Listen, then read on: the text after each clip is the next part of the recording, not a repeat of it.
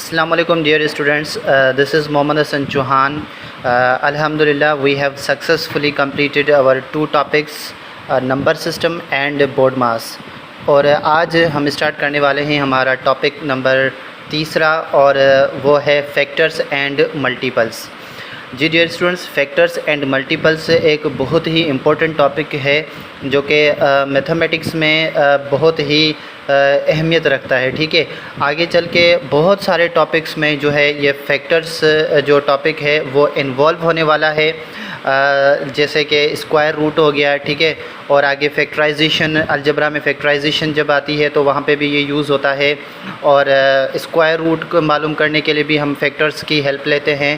तो फैक्टर्स का जो है ना बहुत अहम किरदार है मैथमेटिक्स में। ठीक है, तो इसका बेसिक जो है आप यहीं पे सीख लें ताकि आपको आगे जो है ना मैथमेटिक्स में कभी भी परेशानी का सामना नहीं करना पड़ा। जब भी फैक्टर्स की बात आए तो आप यूं चुटकियों में जो है ना फैक्टर्स निकालें। ठीक है, तो चलें देखते हैं कि फैक्टर्स होता क्या है। फैक्टर की डेफिनेशन को अगर हम देखें तो फैक्टर की डेफिनेशन होती है कि a number that divides an other number completely. ठीक है, a number that divides an other number completely, यानी कि फैक्टर जो है ना वो एक नंबर होता है। ठीक है, कोई और चीज़ नहीं होती है, ये एक नंबर होता है। एक नंबर होता है जो कि दूसरे नंबर को कम्प्लीटली डिवाइड करता है। ठीक है, जब एक नंबर दूसरे नंबर को मुकम्मल कम्प्लीटली डिवाइड कर देता है तो उसको हम उस नंबर का फैक्टर बोलते हैं। ठीक है, अब कम्प्लीटली डिवाइड करने का मतलब क्या होता है? कम्प्लीटली डिवाइड करने का मतलब ये होता है कि जब हम किसी नंबर को दूसरे नंबर के साथ डिवाइड करें तो उसका जो रिमाइंडर है ना वो ज़ीरो हो जाए। ठीक है, यानी कि रिमाइंडर में कुछ भी ना बचे, ज़ीरो आ जाए तो उस नंबर को दूसरे नंबर का हम फैक्टर बोलेंगे। ठीक है, तो फैक्टर का मतलब एक नंबर ही होता है।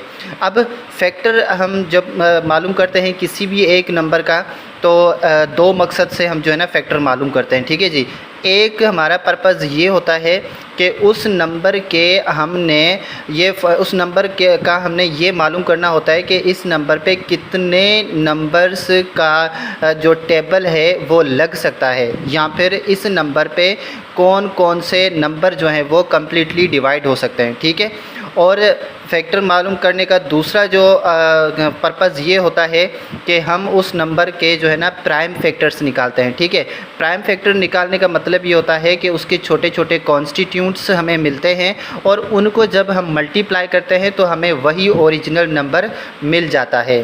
तो अब यहाँ तक तो हो गई ओरली बात फैक्टर की। ठीक है, अब हम प्रैक्टिकली देखते हैं कि फ़ैक्टर क्या होता है। तो इसकी मिसालें हम देखते हैं कि मिसाल के तौर पर मुझे एक नंबर मिला हुआ है। छोटी नंबर से स्टार्ट करते हैं ताकि आपको समझ आ जाए। ठीक है, सबसे पहले हम फैक्टर को क्लियर करते हैं, फिर हम प्राइम फैक्टर की तरफ चलेंगे। तो फैक्टर मिसाल के तौर पे मुझे एक नंबर मिला हुआ है 4। ठीक है, बिल्कुल बेसिक से स्टार्ट करते हैं। अब मुझे मालूम करना है कि इस नंबर के कितने फैक्टर बन सकते हैं। ठीक है, या फिर इस नंबर पे कौन से नंबर्स का टेबल्स लग सकता है। ठीक है, तो दो पर्पज़ हैं। ठीक है, याद रखिएगा। तो मैं क्या करता हूँ, इस नंबर पे के फैक्टर निकालने के लिए दो तरीके हैं, या तो हम मल्टीप्लाई करेंगे या तो फिर उस नंबर को डिवाइड करना स्टार्ट करेंगे। ठीक है, अब ये तो एक छोटा नंबर है, इसका तो फैक्टर हम ऐसे निकालेंगे कि भाई 4 1 ज़ा, ठीक है 4, यानी कि एक का टेबल 4 पे एक दफ़ा जाएगा, और 4 नंबर पे दूसरा किस नंबर का टेबल जाता है? 2 का टेबल जाता है। ठीक है जी, 2 2 ज़ा 4। ठीक है, अब फैक्टर कौन से हुए? फैक्टर ये हो गए। ठीक है, ये 1 लिखेंगे यहाँ पे, ये 2 यहाँ पे लिखेंगे, और 2 मरतबा है तो हम एक दफ़ा ही लिखेंगे। ठीक है, और यहाँ पे ये 4 है तो हम 4 लिखेंगे। अब ये जो है ना 1 2 3 ये फैक्टर्स हैं किसके? 4 के फैक्टर्स हैं। ठीक है, मतलब ये हुआ कि अगर हम एक को जो एक नंबर जो है वो तो हर नंबर का जो है ना वो फैक्टर होता है। ठीक है जी, 2 को हम 4 से डिवाइड करेंगे तो हमारे पास रिमाइंडर क्या आ जाएगा? 0 आ जाएगा। ठीक है, और 4 को 4 से डिवाइड करेंगे तो भी हमारे पास रिमाइंडर क्या आ जाएगा? 0 आ जाएगा। ठीक है, तो 1 2 4 ये जो है वो 4 के फैक्टर्स हैं। ठीक है, अब मिसाल के तौर पे आगे बढ़ते हैं। मिसाल के तौर पे मेरे पास 8 नंबर है, ठीक है। अब इस नंबर के मुझे फैक्टर्स मालूम करने हैं, ठीक है, कि कौन कौन से ऐसे नंबर्स हैं जो कि 8 पे उनका टेबल जा सकता है या फिर 8 से डिवाइड हो सकते हैं, ठीक है। ये दो चीज़ें याद रखिएगा, या तो मल्टीप्लाई हो सकते हों या फिर उससे एग्जैक्टली डिवाइड हो सकते हो, तो उनको हम फैक्टर्स बोलते हैं, ठीक है। अब 8 का टेबल 8 1 ज़ा 8, ठीक है। तो 8 पे एक नंबर ऐसा है जिसका टेबल जो है ना हर नंबर पे जाता है, ठीक है। अब 8 पे और कौन से नंबर का टेबल जाता है? 2 का जाता है, 2 4 ज़ा 8, ठीक है। और कोई नंबर जिसका टेबल 8 पे जाता हो? 3 का नहीं जाता है, 4 का जाता है, लेकिन 4 को हमने यहाँ पे ऑलरेडी लिखा हुआ है, ठीक है। तो इसके फैक्टर कौन से हो गए?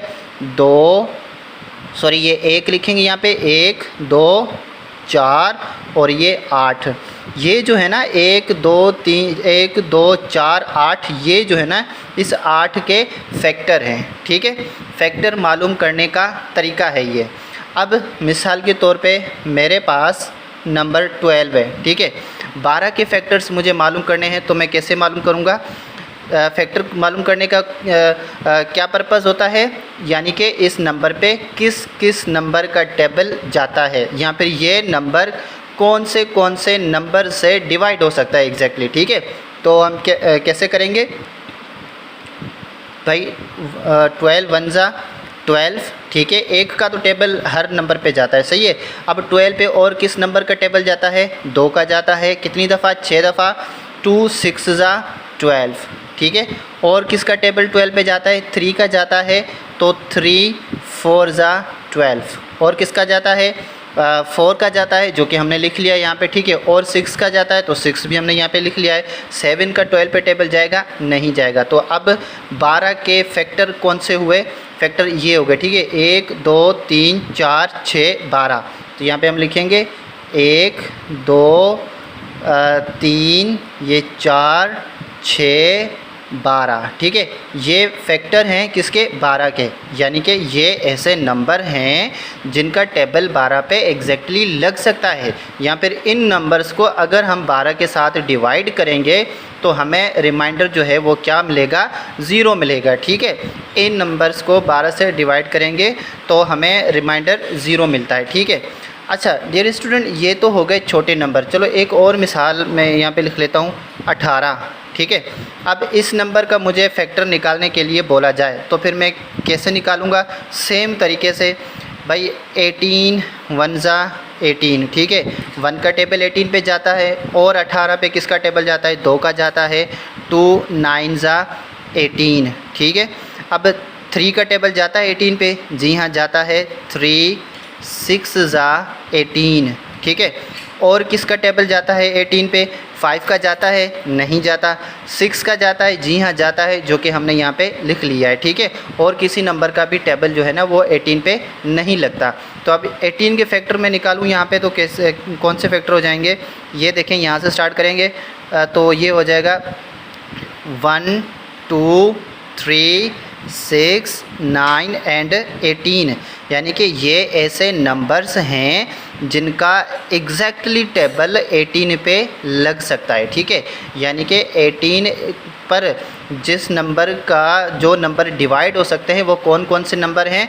1 2 3 6 9 18, ठीक है। इन नंबर्स का एग्जैक्टली टेबल लग सकता है, ठीक है। अच्छा अब डियर स्टूडेंट, मिसाल के तौर पे हमें कोई बड़ा नंबर गिवन हो। अब छोटे नंबर्स हमें मिले हुए होते हैं, तो फिर हम आसानी से टेबल पढ़ के ही जो है ना हम मालूम कर सकते हैं कि इस नंबर का यह फैक्टर है। अब मिसाल के तौर पे मुझे मिला हुआ है 120, ठीक है। अब 120 के मुझे फैक्टर्स मालूम करने हैं, तो अब मुझे तो नहीं पता कि 120 पे कौन कौन से नंबर का जो है ना टेबल एग्जैक्टली लग सकता है, ठीक है। ये ऑब्वियसली किस किस को पता होगा, बाकी जो है ना हर किसी को पता नहीं होता। तो सर अब ऐसे नंबर्स के फैक्टर्स हम कैसे मालूम करेंगे? तो ऐसे नंबर्स के फैक्टर्स हम ऐसे मालूम करेंगे कि इनको हम डिवाइड करेंगे, ठीक है। किस से डिवाइड करेंगे? अब हम ये तो हमें पता है कि भाई 1 जो है वो तो हर नंबर का फैक्टर होता है, ठीक है। 1 को तो हम यहाँ पे लिख लेंगे। अब 120 को यहाँ पे मैं जो है 120 को 2 से डिवाइड करवाऊँगा, ठीक है। 2 से स्टार्ट करेंगे। अब 2 का टेबल 12 पे कितनी दफ़ा जाएगा? 6 दफ़ा जाएगा, ठीक है जी। 2 6 ज़ा 12, ठीक है। यहाँ पे सब्ट्रैक्ट करेंगे, 2 में से 2 गए 0 और 1 में से 1 जाएगा 0। यहाँ पे ये 0 बचा तो 0 हम यहाँ पे रखेंगे। 2 का टेबल 0 पे नहीं जाएगा तो अब इस 0 को हम यहाँ पे लिखेंगे, यानी कि 2 का टेबल कितनी दफ़ा? 60 मरतबा लगता है। तो ये 2 और 60 जो है ऐसे नंबर हैं जो कि 120 का टेबल इन पे लग सकता है। तो हम यहाँ पे 2 लिखेंगे और 60 लिखेंगे, सही है। अब क्या 3 का टेबल इन पे लग सकता है? तो चलें चेक करते हैं। हम कैसे चेक करेंगे? 120 यहाँ पे लिखेंगे और यहाँ पे 3, ठीक है। तो 3 का टेबल 12 पे कितनी दफ़ा जाएगा? 4 दफ़ा जाएगा। 4 3 ज़ा 12, ठीक है। यहाँ पे सब्ट्रैक्शन करेंगे तो 2 में से 2 जाएंगे 0, 1 में से 1 जाएगा 0 और अब ये 0 हम यहाँ पे लेके आएंगे तो 3 का टेबल 0 पे नहीं जाएगा, 0 को यहाँ पे हम यहाँ पे लेके आएंगे, ठीक है। तो ये 40, यानी कि 30 का और 40 का 30 3 और 40 ये दोनों जो हैं वो 120 के फैक्टर हैं। तो हम क्या करेंगे? यहाँ पे 3 भी लिखेंगे और 40 भी लिखेंगे, ठीक है। और कौन से टेबल का जो है ना वो फैक्टर जाता है 120 पे? 2 को हमने टेस्ट कर लिया, 3 को हमने टेस्ट कर लिया। अब चलें 4 को टेस्ट करते हैं। तो 120 को 4 के साथ टेस्ट करेंगे, ठीक है। 4 का टेबल, अब 12 पे 4 का टेबल कितनी दफ़ा जाता है? 3 दफ़ा जाता है। 3 4 ज़ा 12, ठीक है। सब्ट्रैक्शन करेंगे, 2 में से 2 जाएंगे 0, 1 में से 1 गया 0, ये 0 नीचे लेके आएंगे और इस 0 को यहाँ पे रखेंगे, ठीक है। अब 4 भी एग्जैक्टली डिवाइड करता है 120 को और 30 भी एग्जैक्टली डिवाइड करता है 120 को। तो हम यहाँ पे 4 भी लिखेंगे और 30 भी लिखेंगे, ठीक है। सीरीज़ हम बाद में बना लेंगे, फ़िलहाल जो है ना रैंडमली हम मालूम कर रहे हैं, ठीक है। अब भाई 5 जो है वो 120 का फैक्टर है या नहीं है? तो चले मालूम करें। 5 जो है 120 का है या नहीं, ठीक है। तो 12 पे 5 का टेबल कितनी दफ़ा जाता है? 2 दफ़ा जाता है। 2 5 ज़ा 10, ठीक है। 3 करेंगे तो ज़्यादा हो जाएगा। अच्छा, यहाँ पे 2 में से 0 गए तो 2 ही बचेंगे, 1 में से 1 जाएगा तो 0 बचेगा, ठीक है। ये 0 नीचे लेके आएंगे। अब 20 पे 5 का टेबल कितनी दफ़ा जाएगा? 4 दफ़ा जाएगा, ठीक है। 4 5 ज़ा 20, तो यहाँ पे माइनस करेंगे 0, 2 में से 2 जाएंगे 0। अब यानी कि 5 और 24 दोनों ऐसे नंबर्स हैं, यहाँ पे मैं लिख लूँगा 5 और 24, ठीक है। ये दोनों ऐसे नंबर्स हैं जो कि 120 का फैक्टर हैं, ठीक है। 5 का भी टेबल लग सकता है 20 पे और 24 का टेबल भी लग सकता है। अब चलें 6 को अगर हम चेक करें तो 6 को हम कैसे चेक करते हैं? चेक करेंगे सेम एज़ इट इज़ 120 के साथ डिवाइड करेंगे 6 के साथ, ठीक है जी। 6 का टेबल 12 पे कितनी दफ़ा जाएगा? 2 दफ़ा जाएगा भाई। 6 2 ज़ा 12, माइनस करेंगे यहाँ पे 0 0, ये 0 अगेन यहाँ पे आ जाएगा। अब ये 0 हम यहाँ पे लेके जाएंगे, यानी कि 6 का टेबल भी जाता है और 20 का टेबल भी जाता है। तो यहाँ पे 6 लिखेंगे और यहाँ पे 20 भी लिखेंगे, ठीक है। अच्छा, अब चलें टेस्ट करें क्या 7 जो है ना वो 120 का फैक्टर है या नहीं है। तो चलें देखते हैं। हम यहाँ पे डिवाइड कर लेता हूँ 127, ठीक है। अब 7 का टेबल 12 पे अगर हम लगाएं तो कितनी दफ़ा जाएगा? 7 1 ज़ा 7, 7 2 ज़ा 14, ज़्यादा हो जाएगा तो हम 1 दफ़ा लगाएंगे 7 1 ज़ा 7, ठीक है।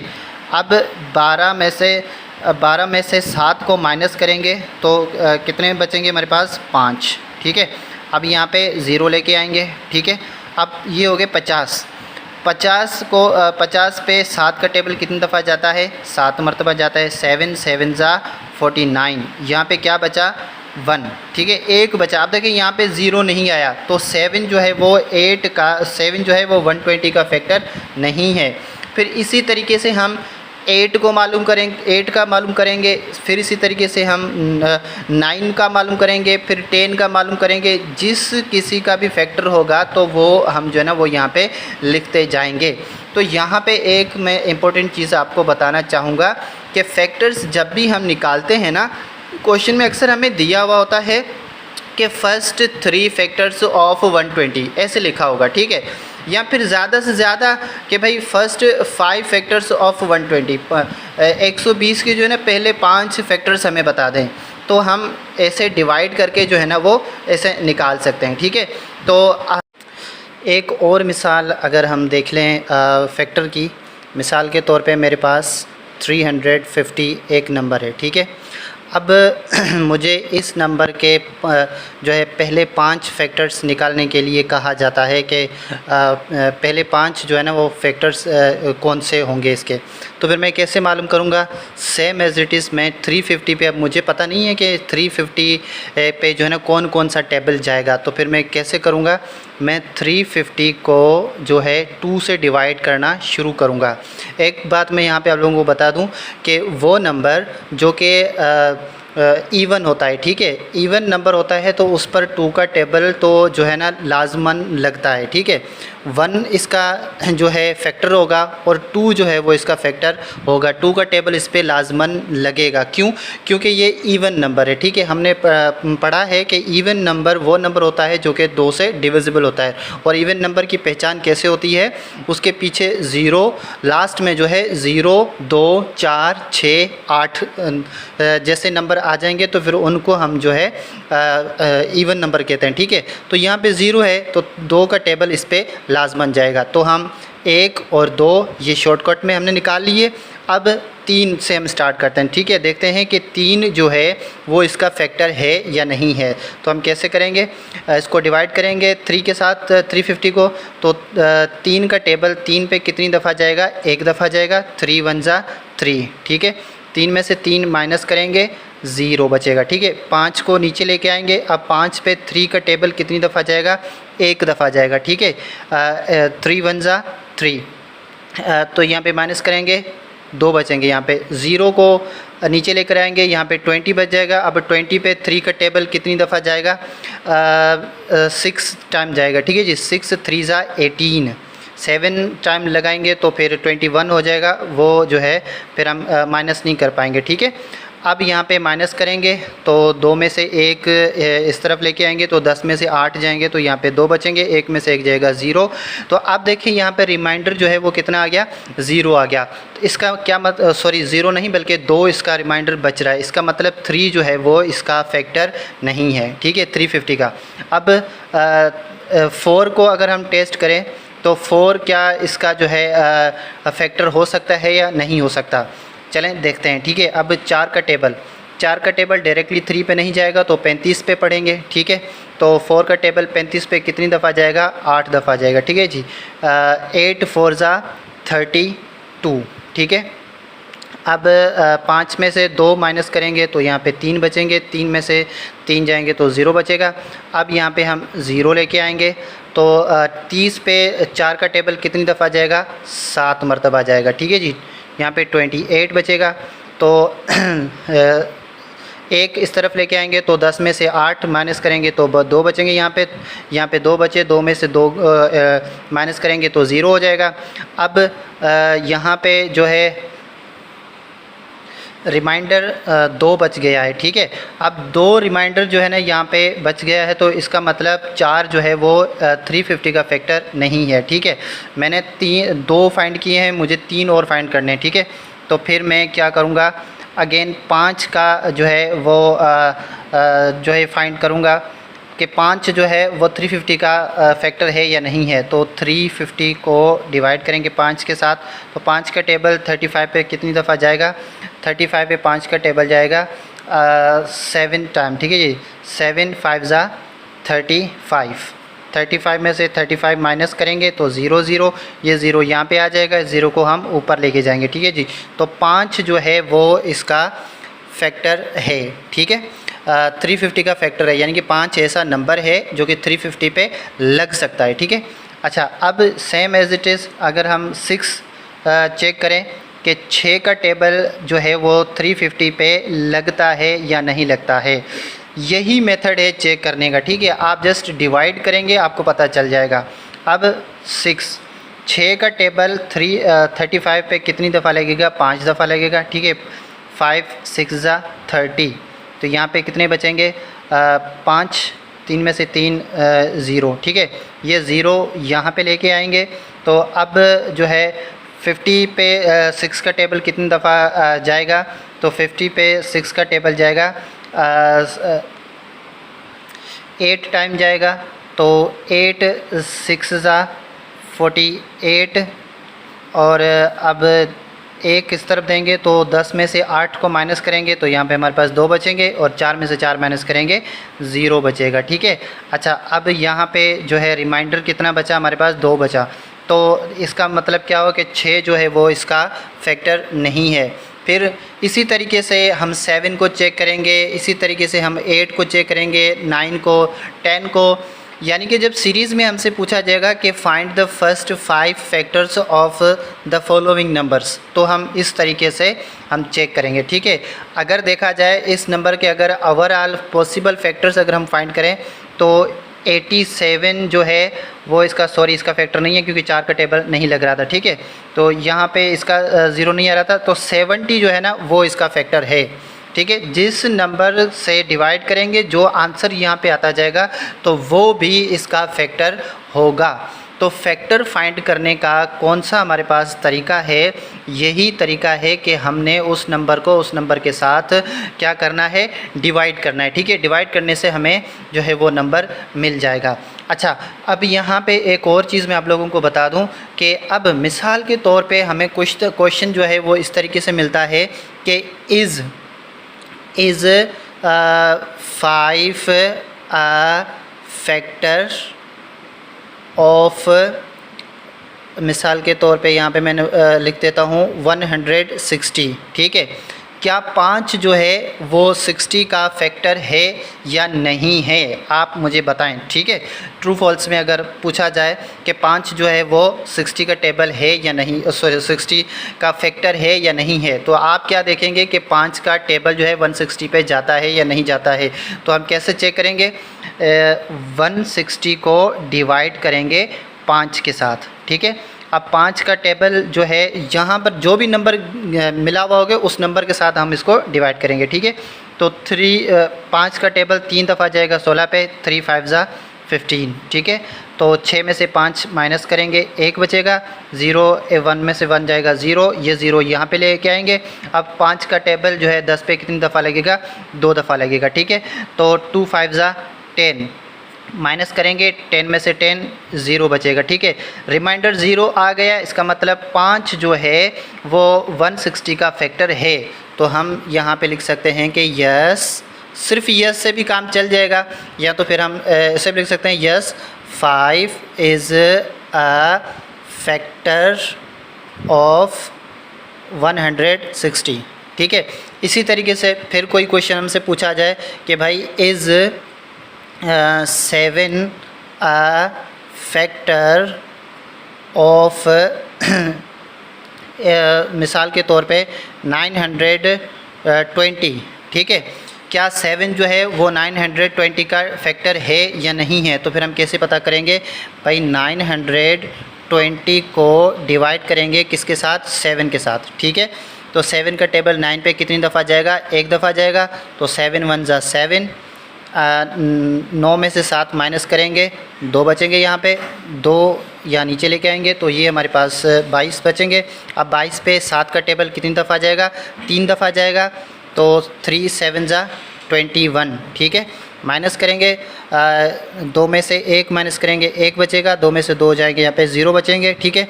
अब यहाँ पे 0 को यहाँ पे लेके आएंगे। तो अब 7 का टेबल 10 पे कितनी दफ़ा जाएगा, 1 दफ़ा जाएगा, ठीक है। ये 7 1 ज़ा 7। अब 7 को 10 में से माइनस करेंगे, कितना बचेगा, यहाँ पे हमारे पास 3 बचेंगे। रिमाइंडर 0 नहीं आया, ठीक है। तो इसका क्या मतलब, 7 जो है वो 920 का फैक्टर नहीं है। तो हम यहाँ पे लिख सकते हैं कि no 7 is not a factor of, ये नंबर लिख लेंगे, ठीक है, 920। तो डियर स्टूडेंट, जब भी आपको किसी भी नंबर का फैक्टर मालूम करने के लिए कहा जाए तो हमेशा 2 चीज़ें जो है अपने माइंड में रखिएगा, ठीक है। पहली कौन सी चीज़ कि उस नंबर पे जो है किस नंबर का टेबल लगता है, या फिर क्या वो उस नंबर पे कितने नंबर्स का टेबल्स लगता है, या फिर कितने नंबर के साथ डिवाइड हो सकता है, इसी को जो है हम फैक्टर्स कहते हैं। ठीक है, तो फैक्टर्स मालूम करने का तरीका यही है कि हम उनको डिवाइड करके फिर हम जो है ना उसके फैक्टर्स, किसी भी नंबर के फैक्टर्स मालूम कर सकते हैं। तो आई होप कि फैक्टर्स जो है वो आपको समझ में आ चुका होगा।